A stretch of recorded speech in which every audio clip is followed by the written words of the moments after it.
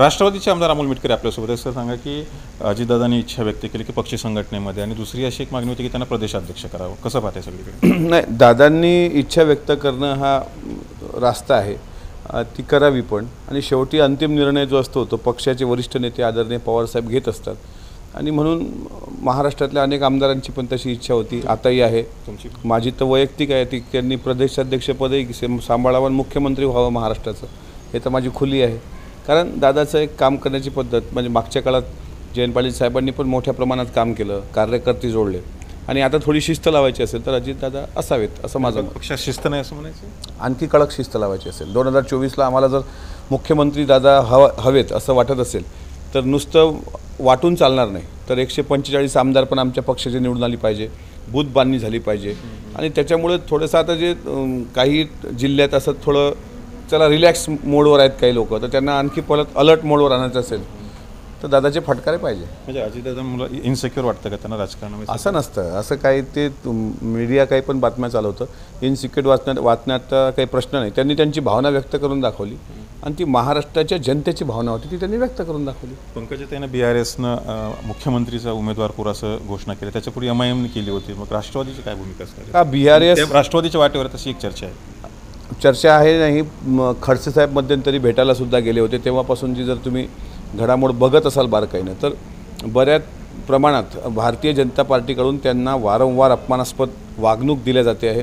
परवा कारखान्याची पण निवडणूक झाली, त्यातही दोघंही बहीण भाऊ अगदी सामंजस्याने एकत्र आलेत. त्याच्यामुळे आम्हाला विश्वास आहे की पंकजाताई राष्ट्रवादी पक्षात येतील असा विश्वास आहे. आणि तो प्रत्येकाला असा आहे.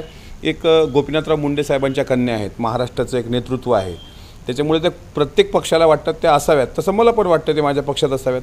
BRS ही अफूची गोळी आहे, आणि BRS आता नवीन गुलाबी वादळ आहे, आणि त्याच्यामुळे BRSनी MIMनी काय त्यांना ऑफर द्यावी हा त्यांचा प्रश्न आहे. पण BRS सारख्या ऑफरला मला नाही वाटत एवढ्या मुरलेल्या राजकारणी पंकजाताई त्याला भाडतील आणि BRSच्या गळाला लागतील. आता BRSच्या गळाला जे लागलेत त्यांचं भविष्य महाराष्ट्रात चांगलं नाही, कारण BRSला महाराष्ट्रातला चेहरा कोणी अजून तेलंगणाच्या मुख्यमंत्र्यांनी दिलेला नाही. त्याच्यामुळे हे गुलाबी वादळ आहे, ते काही दिवस आलं आणि काही दिवसात ते शांत होणार. मात्र आम्हाला निश्चित अपेक्षा आहे, आणि हे फक्त भाजपमध्ये चंद्रशेखर बावनकुळेंनाच माहीत आहे की पंकजाताई थोड्याच दिवसात त्यांचा पक्ष सोडून राष्ट्रवादी काँग्रेस पक्षात येतील. राष्ट्रवादी झाल्यानंतर मुख्यमंत्रीपदाचे उमेदवार म्हणणार किंवा त्यांना संधी मिळू शकते, ते पक्षाचा तो अंतिम निर्णय असतो. मला जी भावना आहे किंवा मला जेवढं माहीत पडलं, एक बहुजन समाजात OBCच्यासाठी मोठा लढा उभारणाऱ्या गोपीनाथराव मुंडेंच्या त्या कन्या आहेत, त्या महाराष्ट्रात लीड करू शकतात. ते कणखर नेतृत्व आहे. ते आल्यानंतर नक्कीच आमच्या पक्षाचं बळ वाढणार. राहिला प्रश्न मुख्यमंत्रीपदाचा, तर तो सर्वस्वी निर्णय हा आदरणीय पवारसाहेबांचा असतो. त्याच्यामुळे ते येणारा काळ ठरवेल. अगोदर ताईंना येऊ तर देत पक्षात, नंतर उद्धवजी आणि देवेंद्रजी यांच्यामध्ये जे कुटुंबाच्या याच्यावरून जे चॅट ओपन करण्यामध्ये सुरू आहे, सगळ्या गोष्टीकडे तुम्ही कसं पाहता? नाही, आता आम्ही नवखे आहोत राजकारणामध्ये. आम्हाला वाटतं की हे पर्सनल करणं किंवा हे सगळ्या गोष्टीचे बोलले जातात. नाही, मला असं वाटतं की जायला पाहिजे, नाही जायला पाहिजे. त्यांनी पण भाजपनी पण त्यांच्या कुटुंबापर्यंत जाऊ नये, आणि यांनी पण भाजपच्या कुटुंबापर्यंत जाऊ नये. शेवटी प्रत्येकाला आपापलं कुटुंब असतं, आपापली प्रायव्हसी असते. असे चार्ट व्हायरल करणे किंवा हे काही मला नाही वाटत राजकारणामध्ये आमच्यासारख्या नवीन राजकीय माणसांना किंवा जे राजकारण शिकतायत त्या शिष्टाचारात हे बसत नाही. शेवटी आम्ही कधी काही कोणावर बोललो तर परत आम्हाला लोक म्हणतात तुम्ही वाह्यात आहात, तुमची संस्कृती वाह्यात आहे असं म्हणतात. पण मग जर भाजप किंवा अशा मोठ्या लोकांकडून जर ते झालं तर त्यांना तुम्ही काय म्हणणार? त्याच्यामुळे नवीन उद्या येणाऱ्या राजकारणात जे तरुणाई आहे त्यांना एक दिशा द्यायची असेल तर मला वाटते खाजगी जीवनावर कोणीही कोणाच्या जाऊ नये. माझंही एक खाजगी जीवन आहे, माझ्या जीवनात कोणी डोकावू नये, मी पण कोणाच्या जीवनात डोकावू नये. त्याच्यामुळे मला असं वाटतं सगळ्यांनी एक सामाजिक दृष्टिकोन डोळ्यासमोर ठेवून, हां, जिथे आपल्या तत्वाशी तडजोड होत नाही तिथे करू नका.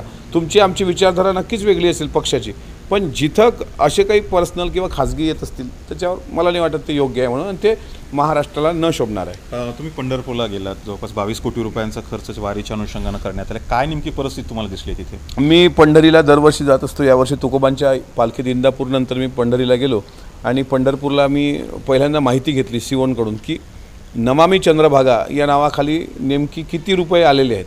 त्यांनी सांगितलं 22 कोटी रुपयाची तरतूद झालेली आहे. आणि आज मी स्वतः चंद्रभागेच्या काठावर गेलो, त्याचे व्हिडिओ पण मी ट्विट केले. वाळू उपसा मोठ्या प्रमाणात सुरू आहे. 50 रुपये बोरीप्रमाणे गाढवांवरती वाळू नेल्या जाते. इकडे राधाकृष्ण विखे पाटील म्हणतात अवैध वाळू उपस्यावर मी नियंत्रण आणलं आहे. अधिकारी चुकीची माहिती देत आहेत. नमामी चंद्रभागेच्या नावाखाली चंद्रभागेत अजूनही उजनीचं पाणी आलेलं नाही. पाण्यात प्रचंड घाण आहे, बॅक्टेरिया मोठ्या प्रमाणात आहे, आरोग्य धोक्यात आलं आहे. 4 दिवसावर आषाढी वारी येऊन ठेपली पण कुठलीही सुविधा नाही. शौचालय डबे 2 कोटी रुपयाचं टेंडर फक्त ते जे डबे उभारले जातात प्लास्टिकचे, त्या शौचालयात मलनिस्सारण झालेलं नाही. चंद्रभागेच्या काठावर अत्यंत घाण आहे, अगदी वारकऱ्याच्या जीवाला बेतेल अशा परिस्थिती सध्या असणारी परिस्थिती आहे. त्याच्यामुळे 22 कोटी रुपये नेमके विखे पाटील साहेब आपण कुठं खर्च केले, नमामी चंद्रभागेचा हा पैसा नेमका कुठं गेला याचं उत्तर वारकऱ्यांना द्या. अन्यथा आळंदीच्या पालखीत जो लाठी हल्ला तुमच्या सरकारकडून झाला, तिथून आषाढी वारीत ज्या पद्धतीनं आरोग्याशी तुम्ही खेळताय याचं सव्याज परतफेड वारकरी करेल. चंद्रभागेच्या काठावर जी साफसफाई झाली ती वारकऱ्यांनीच केलेली आहे, वारकऱ्यांच्या काही टीमनी केलेली आहे. महाराष्ट्र सरकारने यामध्ये अत्यंत कुचराई केलेली आहे आणि याला वारकरी माफ करणार नाहीत. मला खेद वाटते, वाईट वाटतं. अवैध वाळू उपसा आणि चंद्रभागेची परिस्थिती पाहून डोळ्यात असं वाईट वाटायला लागलं. त्याच्यामुळे हा पैसा गेला कुठे, मग चौकशी व्हायला पाहिजे, याची चौकशी व्हायला पाहिजे. मी तर अधिवेशनात हा प्रश्न मांडणार आहे, कारण वारकरी म्हणून वारकऱ्याचं मी प्रतिनिधित्व करतो. तुम्ही आषाढी एकादशीला येता, तेवढी पांडुरंगाची पूजा करताना हे जर अशा पद्धतीनं असेल, पांडुरंग तुम्हाला पण माफ करणार नाही. त्याच्यामुळे हा एकनेक पैशाची चौकशी झाली पाहिजे आणि जे अधिकारी आहेत जे खोटं शासनाला सांगतायत ते सुद्धा तात्काळ निलंबित झाले पाहिजे. याकरता पावसाळी अधिवेशनामध्ये मी स्वतः लक्षवेधी लावून सरकारला याबद्दल जाब विचारेल. अजित पवारांनी प्रदेशाध्यक्षपद स्वीकारावं आणि त्याचबरोबर पंकजा ताके आगामी काळामध्ये राष्ट्रवादीपदी दिसतील असं त्यांनी दावा केला आहे. संतोष जाधव, TVN मराठी, धाराशिव.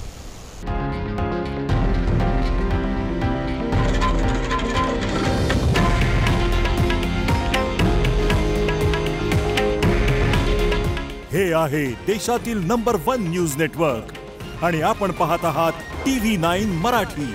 काळजी तुमची, हित महाराष्ट्राचं.